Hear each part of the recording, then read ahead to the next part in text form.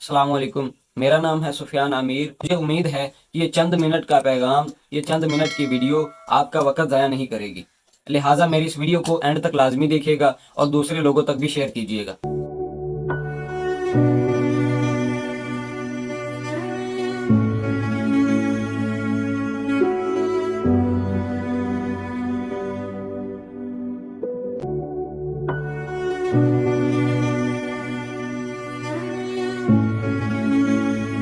अभी जो video screen पर आप लोगों ने देखी है वो फ़लस्तीन की वीडियो है। हम लोग आए रोज़ अपने सोशल मीडिया अकाउंट्स पर अपने मोबाइलों में देखते रहते हैं कि हमारे फ़लस्तीनी बहन भाई वहाँ किस तरह की ज़िंदगी गुजार रहे हैं। इस वीडियो को बनाने का मकसद तमाम उम्मत मुसलमा की गैरत ईमानी को बेदार करना है।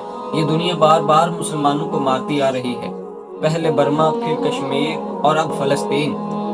लेकिन हम पहले भी खामोश थे, हमने आज भी चुप साधी हुई है।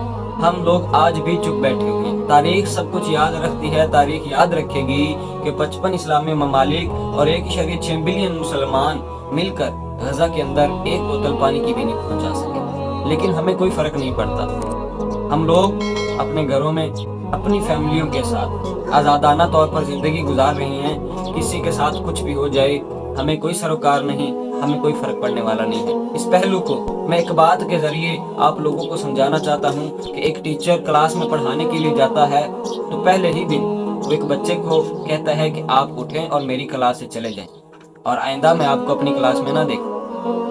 बच्चा परेशान हुआ कि मेरी कोई गलती नहीं। बच्चा बोला, सर मैं समझा नहीं। टीचर ने कहा, मैं आपको दोबारा नहीं कहूँगा, आप उठें और चले जाएं, शुक्रिया। जब बच्चा क्लास से चला गया तो टीचर ने क्लास से सवाल किया कि बताएं कानून किस लिए होते हैं। एक बच्चे ने आवाज दी कि सर कानून किसी शख्स के जाती हकूक की हिफाजत के लिए होते हैं। दूसरे बच्चे ने हाथ बुलंद किया और जवाब दिया कि सर कानून हुकूमत को चलाने के लिए होते हैं। तो तीसरे बच्चे ने जवाब दिया कि सर कानून इंसाफ के लिए। टीचर ने कहा, बिल्कुल ठीक। आप बताएं कि अभी आपके एक हम जमात को जब मैंने बिना उसकी किसी गलती के क्लास से बाहर निकाला तो मैंने उसके साथ ज्यादती की, मैंने उसके साथ नाइंसाफी की। आप लोग खामोश क्यों रहे? आप लोगों ने उसके लिए एहतजाज क्यों नहीं किया? आप लोगों ने मुझे नाइंसाफी करने से क्यों नहीं रोका? क्योंकि आप लोगों की जात इससे मुतासिर नहीं हुई। आप लोगों ने समझा कि हमारा इससे कोई सरोकार नहीं है, किसी के साथ कुछ भी हो जाए हमारा इससे कोई वास्ता नहीं है, हमारा इससे कोई ताल्लुक नहीं है। देखें, ये रवैया हमें हमारी जिंदगी के खिलाफ करता है। टीचर ने कहा कि इंसाफ और सच्चाई आज हम लोगों की ही वजह से जिंदा है। हमें जो सही है उसके लिए खड़ा होना चाहिए। टीचर ने कहा कि मैं आपको यहाँ पर आपकी आवाज की अहमियत बताने के लिए आया हूँ। रोजमर्रा जिंदगी के अंदर, हमारे मुआशरे के अंदर, हमारे कारोबार में, हमारे कामों में कहीं ना कहीं किसी के साथ ज्यादती, नाइंसाफी होती है। तो हमें चाहिए कि जो मजलूम है और आवाज नहीं उठा सकता और सीधे रास्ते पे है, सही है, हमें उसके साथ खड़ा होना चाहिए। ये एक फितरतन अमल है। अगर आज हम किसी के साथ खड़े नहीं हो सकते तो कल को हमें भी बुरे हालात का सामना करना पड़ सकता है। कल को हमें भी नाइंसाफी का सामना करना पड़ सकता है। तो कल को हमारे साथ, हमारे पीछे भी कोई नहीं खड़ा होगा। आज हम अपने मुल्क के अंदर, अपने घरों में, अपनी फैमिलियों के साथ आज़ादाना तौर पर जिंदगी गुजार रहे हैं। कभी एक पल के लिए ही हमने सोचा है कि वहाँ पर फ़लस्तीनी किस तरह जिंदगी गुजार रहे हैं। वहाँ पर उनके मजलूम बच्चे, वो फूल जो अभी खिलने थे, वो कलियाँ जो अभी खिलनी थी, वो अपने चमन से, अपने बाग से, अपने शाख से टूटकर अलहदा हो चुके हैं। वो किस तरह की जिंदगी गुजार रहे हैं। लिहाजा हमें चाहिए हम होश के नाखुन लें और अपने फ़लस्तीनी बहन भाइयों का साथ दें। अब सवाल ये बनता है कि हम फ़लस्तीन के लिए क्या कर सकते हैं। हम तो वहाँ जाकर इसराइल के खिलाफ नहीं लड़ सकते, जिहाद नहीं कर सकते। तो हम क्या कर सकते हैं? 3 ऐसे काम मैं आपको बताता हूँ जो हम अपने मुल्क के अंदर रहकर, अपने घरों में रहकर अपने फ़लस्तीनी बहन भाइयों के लिए कर सकते हैं। सबसे पहला काम, सबसे पहला अमल, हम अपने फ़लस्तीनी बहन भाइयों के लिए दुआएं कर सकते हैं। हम अपनी नमाजों में, अपने मुसल्लों पर, अपने सजदों में, अपनी मस्जिदों के अंदर हम अपने फ़लस्तीनी बहन भाइयों के लिए दुआएं करें कि अल्लाह पाक उन्हें इन मुश्किल वक़्त से निकाले और उन्हें आज़ादी अता फरमाए। दूसरा काम, आज हर बंदा सोशल मीडिया यूज़ करता है, हर बंदे के सोशल मीडिया पे अकाउंट्स हैं। हम #बाइकॉट इसराइल की तहरीक चलाएं। हम अपने सोशल मीडिया अकाउंट्स पर #बाइकॉट इसराइल लिखें। तीसरा और सबसे अहम कदम जो हमारा اپنے فلسطینی بہن بھائیوں کے لیے فائدہ مند ثابت ہو سکتا ہے اور اسرائیل کا منہ توڑ جواب دہ ہو سکتا ہے، وہ کام ہم نے اپنے ملک کے اندر تمام یہودیوں کی مصنوعات کا، پروڈکٹ کا بائیکاٹ کر دینا ہے۔ اسرائیلی پروڈکٹ کا بائیکاٹ کرنے سے فرق پڑتا ہے اور فرق پڑے گا انشاءاللہ۔ ہم لوگ کوئی بھی قدم اٹھانے سے پہلے، کوئی بھی سٹیپ لینے سے پہلے اس کا نیگیٹو ہی کیوں سوچتے ہیں؟ ہم یہ کیوں سوچتے ہیں کہ ایسا کرنے سے ایسا نہیں ہوگا؟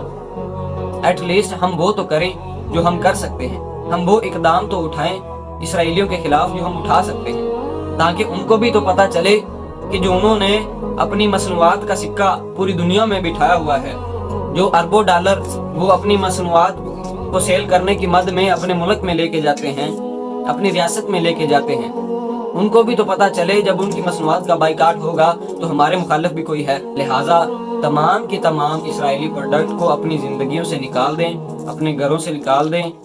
ہم اپنی لذتوں کو اپنے فلسطین بہن بھائیوں کے لیے نہیں چھوڑ سکتے، ان مظلوم بچوں کے لیے نہیں چھوڑ سکتے۔ اگر ہم اسرائیلی پروڈکٹ کا بائیکاٹ نہیں کر سکتے تو کہیں نہ کہیں ہم بھی فلسطینیوں کے ساتھ زیادتی کر رہے ہیں، ہم بھی ان کے ساتھ ناانصافی کر رہے ہیں، اور ہم اسرائیل کے ساتھ کھڑے ہوتے نظر آ رہے ہیں، ہم ظالم کے ساتھ کھڑے ہوئے نظر آ رہے ہیں۔ نبی کریم صلی اللہ علیہ وآلہ وسلم نے ارشاد فرمایا کہ جو شخص ظالم کا مددگار ہے، یہ نہیں فرمایا کہ جو ظلم کرنے والا ہے، یہ فرمایا کہ جو شخص ظالم کا مددگار ہے، اللہ اور اس کا رسول اس سے بری ذمہ ہے۔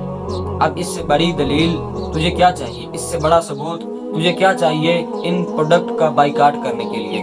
حضرت ابراہیم علیہ السلام کو جب آگ میں ڈالا گیا تو ایک چڑیا اپنی چونچ کے اندر پانی ڈال کر لاتی اور اس آگ کے اوپر ڈال دیتی۔